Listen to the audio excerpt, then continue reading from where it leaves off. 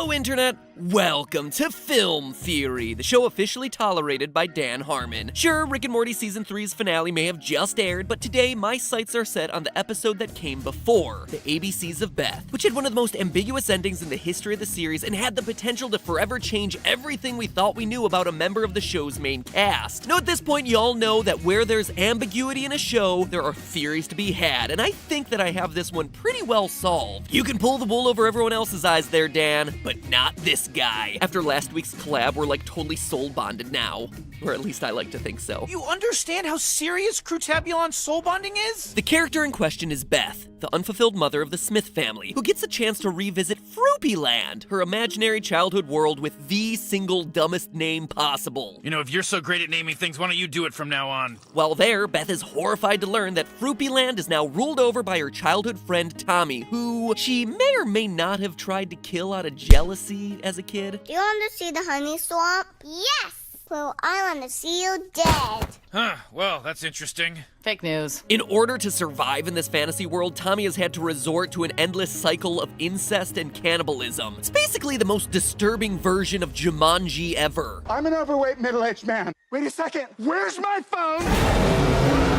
Okay, second most disturbing version of Jumanji ever. Fast forward to the end of the episode. Beth tries to bring Tommy back to reality in order to reunite him with his family and save his father's life. His father, who happens to be on death row, supposedly guilty for Tommy's disappearance. Tommy, though, refuses to leave his incest kingdom, and Beth has no choice but to gruesomely finish the job that she started back when she was like 7. Rick suggests that they solve the dead Tommy problem by creating a clone of Tommy with the finger that he so happily donated to Beth during her murderous rampage, thereby acquitting Tommy's father of the child murder charges. They do so, and with an innocent man freed, a family reunited, and the day saved, Beth spirals into some existential angst. Dad, I'm out of excuses to not be who I am. So, who am I?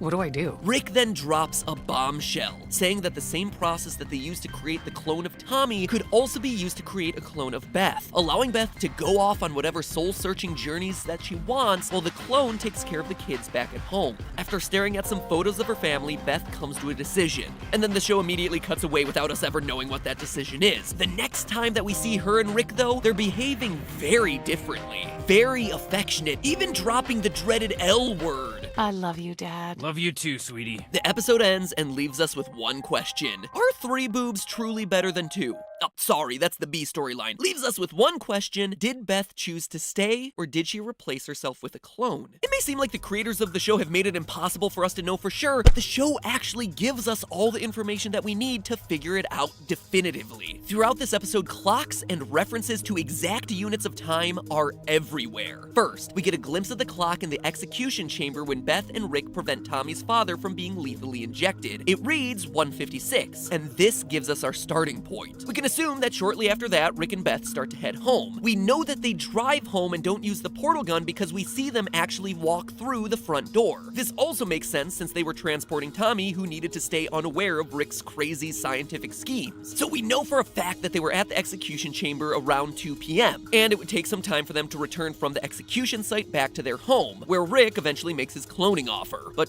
how long would that take? Well, we can calculate the distance between the 2 locations. We know for a fact, thanks to Justin Roiland's Twitter account, that the Smith residence is canonically located in the suburbs outside of Seattle, Washington. And this is a weird factoid that I never really thought about, but makes a lot of sense now that I'm researching it. It's not like every city has their own execution chamber just waiting to be used. In fact, there is only one execution chamber in the entire state of Washington, and it's located at the state penitentiary in Walla Walla, Washington, a 4.5-hour drive away from the Seattle area. That means that even if Beth were in a rush to get home after the 2 p.m. execution, the soonest that she would be arriving back at the Smith residence would be around 6:30 p.m. Mark it down because it's a crucial point in our timeline. When they get back to the house, Beth indicates that she's exhausted and ready to call it a day. It's only after this point that Rick gives Beth the talk and reveals that he has the ability to replace her with a clone. We know from earlier in the episode with Tommy that the process of growing a clone takes around 3 hours. Also worth pointing out, it's an oddly suspicious detail for the writers to include there, right? Almost like they wanted wanted us to know this information for some reason. Anyway, regardless, this means that the absolute soonest that Rick could possibly have a clone ready to replace her with would be around 9:30 p.m., provided everything goes perfectly. But wait, freeze frame the clip of the kids coming home at the end of the episode. Look out the window. It's broad daylight. Does that look like 9:30 p.m. anywhere in the world to you? Even at Seattle's northern latitude, which does give it longer days during the summer, the longest day of the year has its sunset at around 9 o'clock p.m. Even then, the longest day of Seattle's year, by 9:45 it would already be dark outside, which means that the final scene we see of the Smith family has to happen at around 8:30 p.m. at the latest. It's certainly enough time for Beth to get back from the Washington State Penitentiary, but definitely not enough time for Rick to have created a clone to replace her in that final scene. Ergo, the Beth that we see in this final scene must be the real deal. She is 100% authentic Beth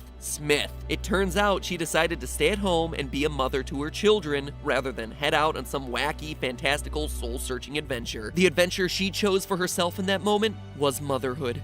Okay, so now let's deal with some challenges that I'm sure I'm gonna hear in the comments. First, maybe all this is happening on a separate day, but we can prove for a fact that it's not. At the beginning of the episode, we hear that the kids are late for their custody weekend with Jerry. Aren't you guys supposed to be at your father's for custody weekend? And we hear on the TV that the execution is happening, quote, tomorrow. Child murderer Joseph Eli Lipnip is scheduled to die tomorrow by lethal injection. So we know that the episode is starting on a Saturday and the execution is happening on a Sunday. We see Saturday night midway through the episode, so we know that everything around the clones is happening on Sunday, the day of Tommy's father's execution. We also know that the kids are headed back home Sunday evening and not Monday morning because the pizza place Ronaldo's is closed because it's too late. I think Arnaldo's is closed. And lastly, we know that this show doesn't cheat time. Dimension hopping, yes, but messing around with time is a big no-no on Rick and Morty. Just take it from my buddy Dan. Time travel is a real shark jumper. Plus, Rick even reminds us at the end of the episode that there are no time travel shenanigans to be had. By the way, that wasn't time travel. Which means that all evidence considered, we can definitively say that Beth is real. It was like the show's creators were drawing our attention to these details to ask us to solve the mystery on our own. Just like I'm drawing your attention to the subscribe button right now so that you can solve the mystery of subscribing on your own. That way you can be notified of more Rick and Morty theories in the future. Click it, and while you're down there next to the comments, let me know in 3 seconds whether you think at the end of the episode was Beth real or was she a clone? Just one word, real or clone.